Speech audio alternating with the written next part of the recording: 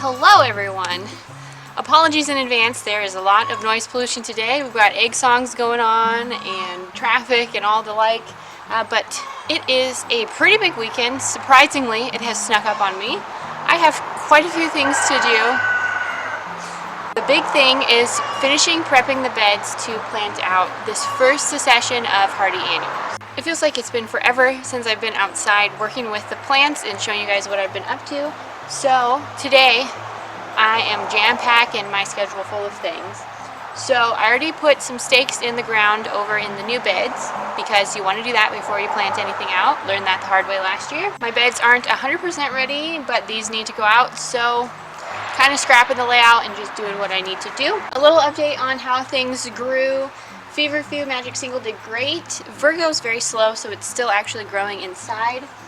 Mountain Mint had very sporadic germination, but it seems to be doing well what has germinated. Darrow's great. Some of my saved seeds that are Dara didn't do so hot.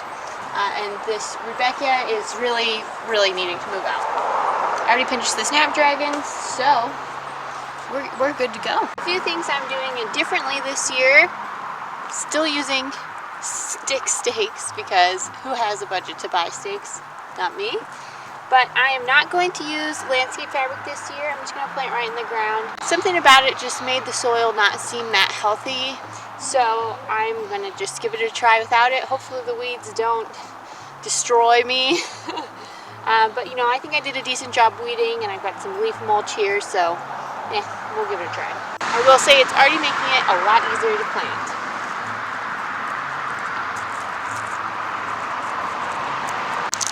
I had to put a coat on because it's getting a little cold with all the rain. Rain or shine, we're planting today. One other reason why I decided not to use landscape fabric this year is because I have a lot of slug pressure and the landscape fabric is like a highway for the slugs. Last year they really wreaked a lot of havoc on most of my plants, but especially these hardy annuals that I planted out pretty early because our springs are just so wet. So I don't want to risk it again, and I want to make it less fun for the slugs to try to mess with my plants. So we're skipping the landscape fabric. I'll keep you posted on how it ends up working out for me.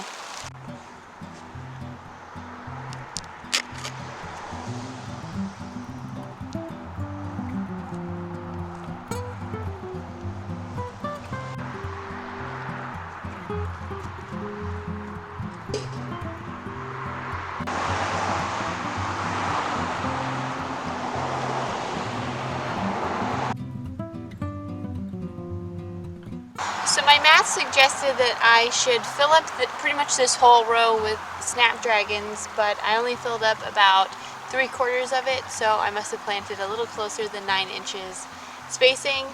I did eyeball it, so you know. But basically this little bit that I have left over, I'm going to plant up with other things that need to be staked. I'm trying to be a little more intentional with, or not staked, netted. I'm trying to be a little more intentional with planting things together that need netting and things that don't, because I don't want to have to install stakes every time I plant something because it's a lot of freaking work. So here is the Fama White Scabiosa that I started inside, and I'm going to plant up the winter sowing one right next to it so it's all together. I probably should take my gloves off for this, huh? So let's see how it's doing. It did germinate pretty well. So pretty decent germination here, and some of these are starting to get quite a few tree leaves.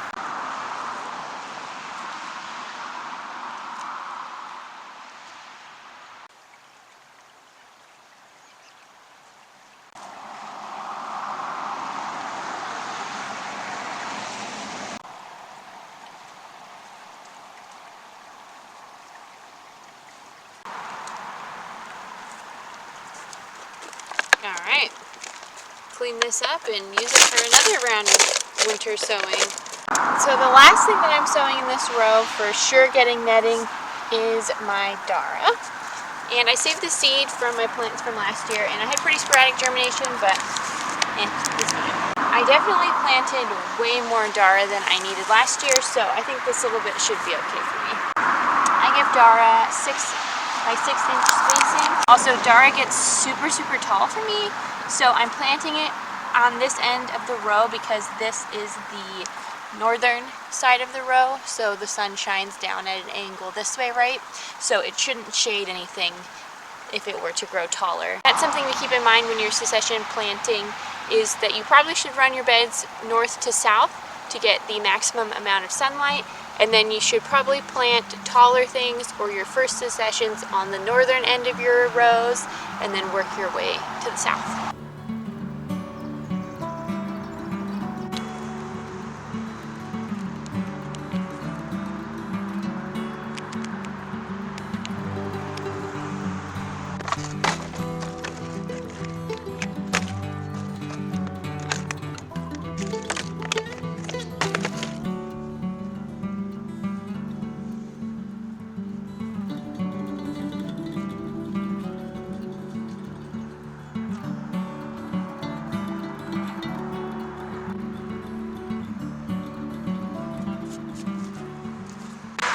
Alright everyone, it's 4:30. I've been out here since 11, on and off because of the rain. I got a bunch of trays, all the snapdragons, yarrow, the 2 Rebecca's, all the things. The only thing I have left is a tray of feverfew and the mountain mint. I'm gonna call it good for today. Maybe we'll keep going tomorrow, but I'm tired and muddy. And so is my camera because I dropped it.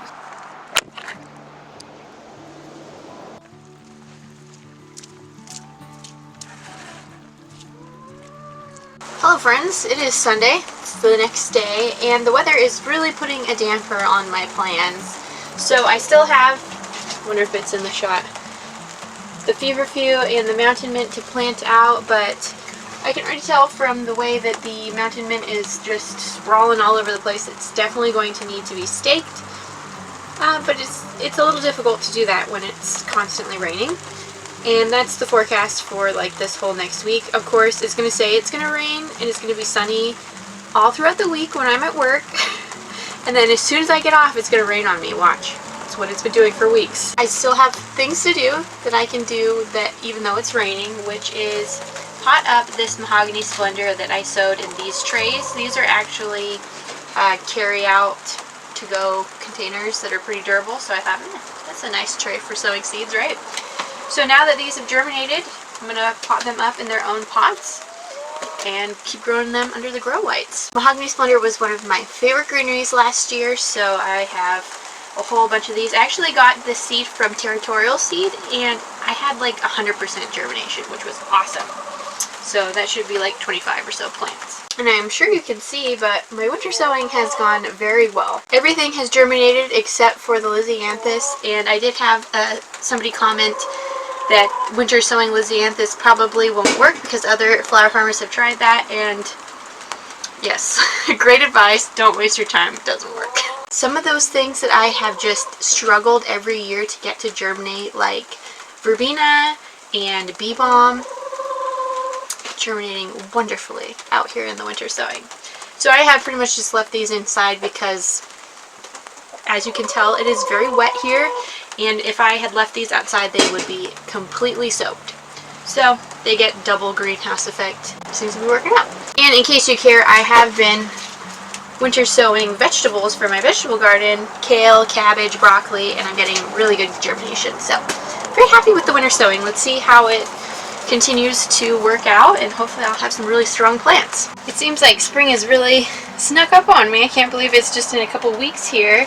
I am starting to see a lot of growth on the anemones and the ranunculus. The anemones are starting to shoot up some buds, so before we know it, there's going to be fresh flowers.